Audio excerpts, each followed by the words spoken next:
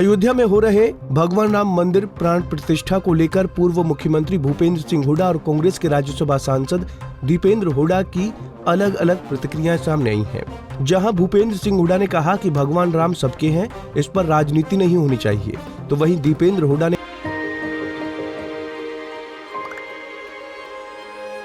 मिलके हम पंजाब को रंगला पंजाब बनाएंगे और बिजली के मामले में पंजाब को सरप्लस बनाएंगे। 24 घंटे बिजली रहिंदी है जी, कोई दिक्कत नहीं बिजली दी सानू।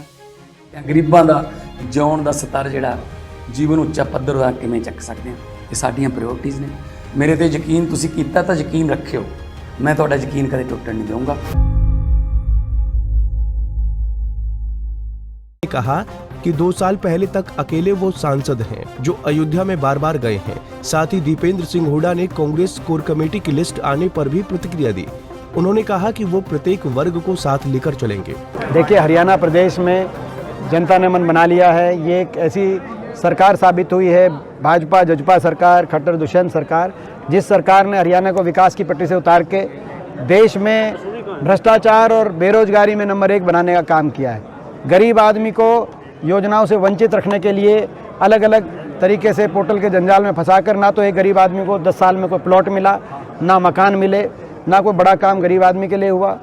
इसी रूप से महंगाई ने हर घर का जो है बजट का बिगाड़ने का काम किया। इस सरकार में सबसे ज़्यादा महंगी बिजली और डीजल पेट्रोल आज हरियाणा प्रदेश में, जैसा आप जानते हैं।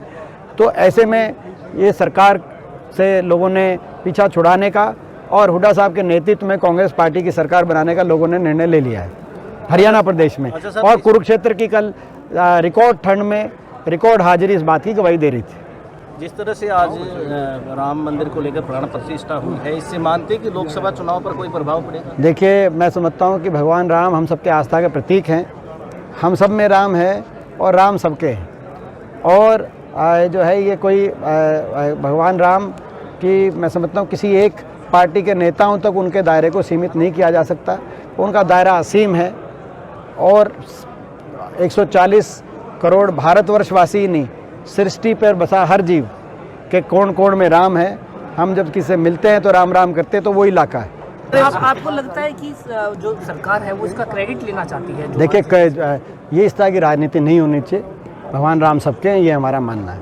अच्छा, ये तो क्रेडिट की बात हो जाए, ये तो अपना इस पर राजनीति तो कोई मैं ये कहूँ कि भाई जो है पिछले दो वर्ष से लगातार मैं वहाँ जा रहा हूँ। भाजपा के मैंने किसी सांसद को वहाँ नहीं देखा, हरियाणा के भाजपा के किसी को मैंने अयोध्या में नहीं पाया। तो अब मैं उस बात को कहूँ तो सही नहीं, उचित नहीं होगा, क्योंकि कोई गया नहीं गया, भगवान राम तो सबके हैं। अच्छा, जो कहते हैं कि भूपेंद्र सिंह हुड्डा का नेतृत्व तो बड़ा है। नहीं, इसमें तो देखिए कांग्रेस की जो सारी कमेटियाँ बनी हैं, हाईकमांड का हम धन्यवाद करते हैं। बहुत ही बैलेंस कमेटी बनी है, हर वर्ग को उसमें प्रतिनिधित्व, हर क्षेत्र को, हर वर्ग को इन कमेटियों में प्रतिनिधित्व दिया गया है।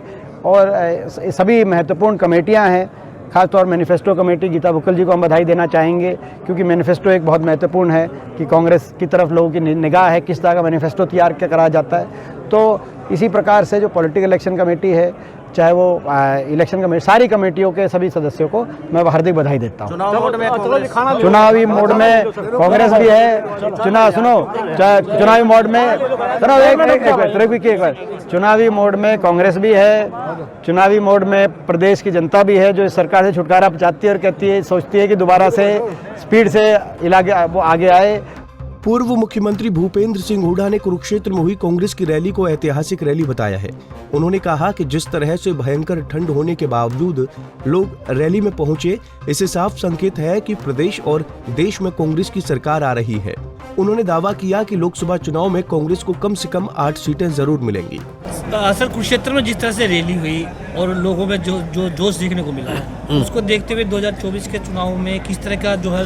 देखिए, वो एक साफ संकेत है कि हरियाणा में 36 बिरादरी ये मन बना चुके हैं 2024 में कांग्रेस की सरकार बनाने जा रहे हैं। इतनी ठंड में कार्यकर्ता मीटिंग बुलाई और वो इतना हजूम वहाँ आ गया, इतनी सर्दी रैली, वो रैली में तब्दील हो गई। तो ये संकेत होते हैं। भाजपा को राम सबके हैं,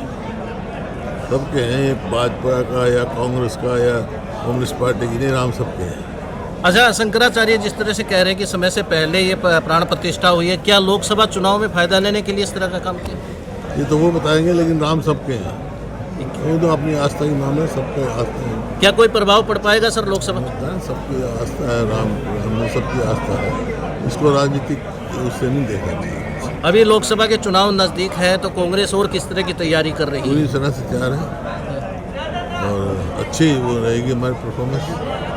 अब ये तो कोई हो सकता है 10 की 10 भी आ जाए, 8 भी आ जाए, 7 भी आ जाए, आज तो एक भी नहीं हमारी सीट। तैयार है सर आप चुनाव? आप पूरी तरह से तैयार। भूपेंद्र हुड्डा ने कहा कि भगवान राम सबके हैं, लेकिन इस पर राजनीति नहीं होनी चाहिए। पूर्व मुख्यमंत्री भूपेंद्र सिंह हुड्डा आज रोहतक बार एसोसिएशन के एक कार्यक्रम में पहुंचे थे। उन्होंने कांग्रेस कोर कमेटी की लिस्ट में दीपेंद्र सिंह हुड्डा व भूपेंद्र सिंह हुड्डा को मिली जिम्मेवारी पर भी प्रतिक्रिया दी है। उन्होंने कहा कि वो प्रत्येक वर्ग को साथ लेकर चलेंगे। रोहतक से दीपक भारद्वाज, पंजाब केसरी टीवी। हमसे जुड़े रहने के लिए हमारे YouTube चैनल को सब्सक्राइब करें और नई वीडियो की नोटिफिकेशन के लिए बेल आइकॉन को दबाएं। अगर आप ये वीडियो Facebook पर देख रहे हैं तो लाइक जरूर करें और ज्यादा से ज्यादा शेयर करें। धन्यवाद।